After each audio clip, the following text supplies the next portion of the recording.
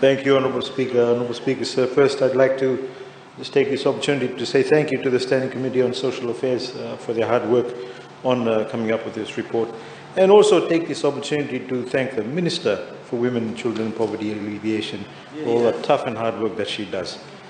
Honourable Speaker, sir, just now we heard somebody saying that our policies are bad, we're lying.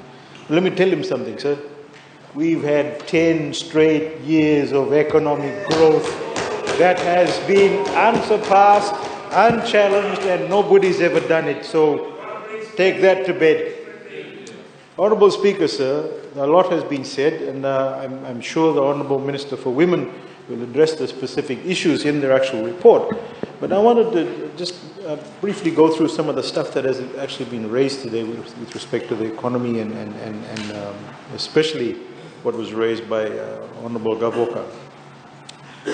Honourable Speaker, sir, every single economy has contracted due to COVID-19. The pandemic has obviously severely disrupted the global economy, not just Fiji, with devastating impacts on financial markets and jobs and businesses. The International Monetary Fund, Honourable Speaker, sir, has projected a global contraction of around 3.5% for 2020. And in reality, this makes it the worst economic crisis since the Great Depression in the 1930s. So it has to be put into perspective before they come here and shoot off what they want to without actually thinking about it. This pandemic, Honourable Speaker, sir, has impacted and severely impacted household incomes. And it actually threatens to derail the significant progress that many economies around the world have made over the years to actually reduce global poverty. Now, Honourable Speaker, sir, the impact with respect to economies like Mauritius, like Fiji, like the Maldives and Bahamas, that were tourism-dependent countries, have been double-digit contractions. Honourable Speaker, sir, we have, in fact, everybody in this Parliament on this side of the House has pretty much several times spoken about the actual government debt issue. Government revenue, let me say this very clearly, government revenue, Honourable Speaker, sir, has been reduced by 50% compared to pre-COVID levels. And, sir, there are only two options once that happens. There's only two options. One option was to cut expenditure, and the other option was to borrow more. And it's as simple as that, sir. We chose the latter for the betterment of the country. And I want to ask the opposition, sir, if they want to lower debt, then what expenditures do they really think that we should be reduced? If their suggestion is stop borrowing, are they suggesting that we cut the civil service pay? Oh no, yes, they won't say that. Are they suggesting that we reduce infrastructure spent? Yes. Are they suggesting that we reduce the money we spend on health? Are they suggesting that we reduce the money on education? Where is their alternative budget? Never to be seen, sir. Mr. Speaker, sir, the alternative to reducing borrowing will have a lot of implications and will actually further affect the economy, sir. Now, prior to COVID-19, Honourable Speaker, sir, government debt was actually falling. Debt to GDP ratio fell from about 56% in 2011 to 43% in 2015. So the debt ratio was actually falling. And then, Honourable Speaker, sir, and everybody chooses to forget this, we had a Category 5 cyclone by the name Winston, which literally blew us out of the water in 2016. And now we have COVID-19. Yet we still survive, Honourable Speaker. Yet we still survive. We survive because we have a strong economy. We survive because we have a strong government, sir. The recent increase in debt, Honourable Speaker, which is projected to be around 84% of the GDP by the end of this financial year, is mainly due to the fact that government revenue is down by 50% from pre-COVID levels. The debt to GDP ratio has increased substantially, not only due to high levels of borrowing, sir, but also due to massive contraction in the nominal GDP. The nominal GDP has reduced from about 12 billion in 2019 to 10 billion in 2020. Temporary increase in government borrowing is important to provide much needed fiscal impetus. And I must say this, and I'm going to emphasize, it's needed to provide much needed fiscal impetus to create jobs, Honourable Speaker, sir, to develop infrastructure and actually continue to provide essential government services. This, Honourable Speaker, sir, is actually critical for economic stability, and it actually lays the foundation for a very quick recovery for Fiji. Through this pandemic, Honourable Speaker, sir, government has actually borrowed, but we have borrowed sustainably, sir. And we have borrowed from the most credible multilateral and bilateral institutions, such as JICA, the World Bank, ADB. These credible, and I hope everybody hears this, sir, these credible agencies actually lending to Fiji at this point in time actually reflects the legitimacy of the need for government to support the economy, sir. That has to be put into perspective, sir. It actually also shows that these lenders, Honourable Speaker, sir, are actually confident on the Fijian government's ability to repay back these loans, Honourable Speaker, sir. That's the whole point. Mr. Speaker, sir, Fiji has never ever defaulted on any debt repayments, Honourable Speaker, sir.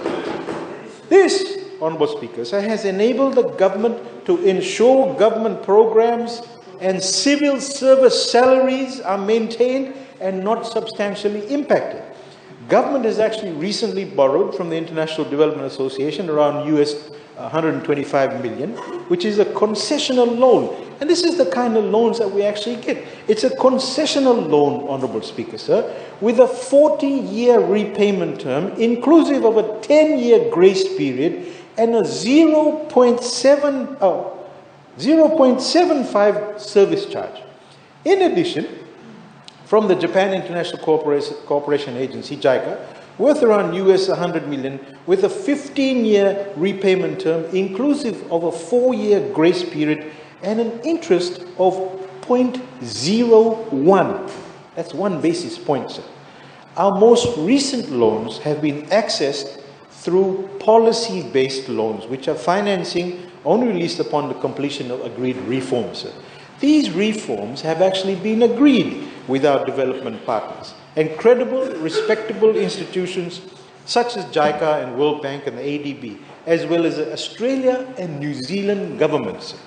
Offshore borrowing, Honourable Speaker, sir, has actually cushioned the substantial impact on foreign reserves, without which would have led to a possible devaluation and significantly impacting the Fijian financial system, sir.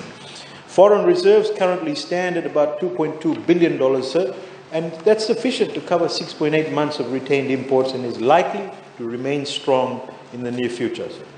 Post-COVID-19, Honourable Speaker, sir, setting the debt to GDP ratio on a downward trajectory will actually be a key focus and will be largely dependent on the quick economic rebound and progressive reductions in budget deficit over the medium term.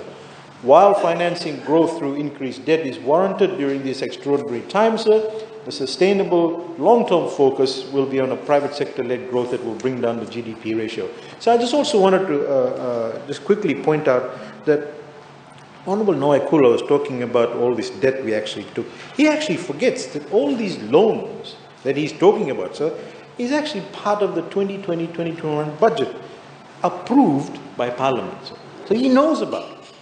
And yet he comes to cry. We're not actually borrowing anything additional, sir. Honourable Speaker, sir, in terms of unemployment support, let me put it into perspective, sir. Unemployment support provided by the government in partnership with the Fiji National Provident Fund since April 2020 has been critical in supporting the livelihoods of those that have been affected. Now, before you start going on about it's their money, let me tell you about their money. Just listen. Maybe you should listen. It's time you listen.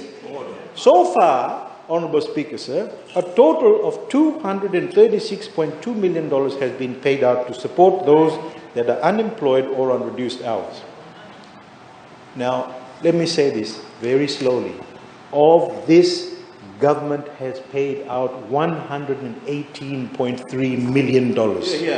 And around $117.9 million has been withdrawn from FNPF member general accounts.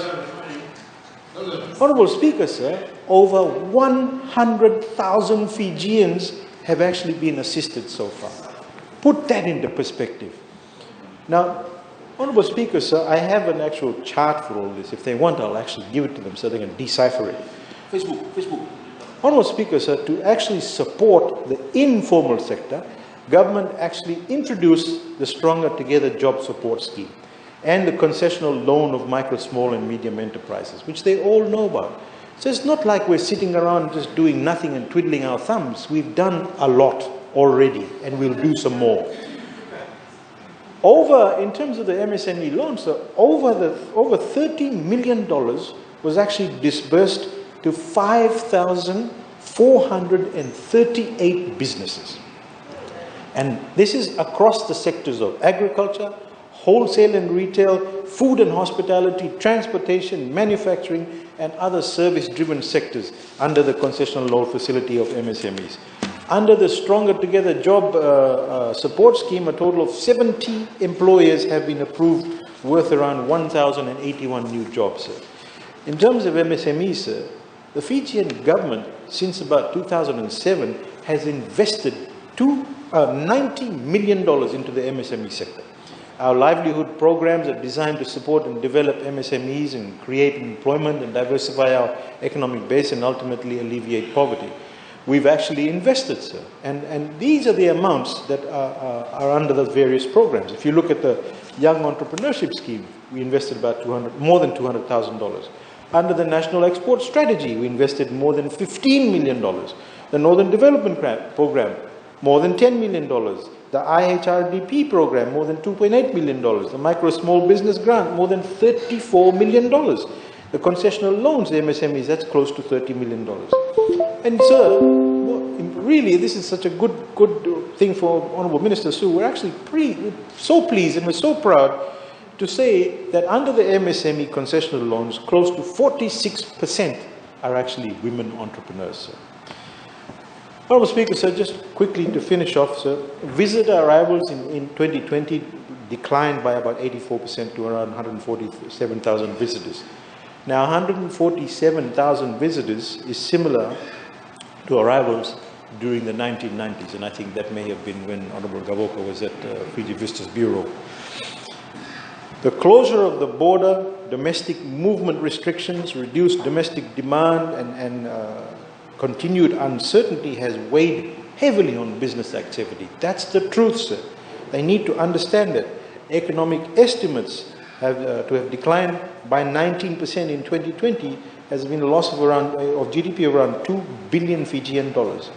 It's no simple task, sir. It's not a simple task to be able to manage an economy at this particular point and juncture. And that's not just for us. That's for any other country, sir. And it must be put into perspective honestly and truthfully, like we do always, sir. And you know, it's actually quite simple. I'll sit down by just saying this, sir. If you had a business, sir, and you were earning, let's say, for example, from the tourism sector, you were earning $2 billion from the tourism sector and another billion from the airlines, that's $3 billion, and overnight you earn nothing, you'd also suffer too. So we do recognize that. But we have done a hell of a lot more than any other government prior to this. Thank you, sir. I thank the Honourable Minister Koya for his contribution to the debate, and I now give the floor to the Honourable Minister Mirasaini Uniwanga. You have the floor, ma'am. Thank you, Honourable Speaker. First, I'd like to take this opportunity to thank the Standing Committee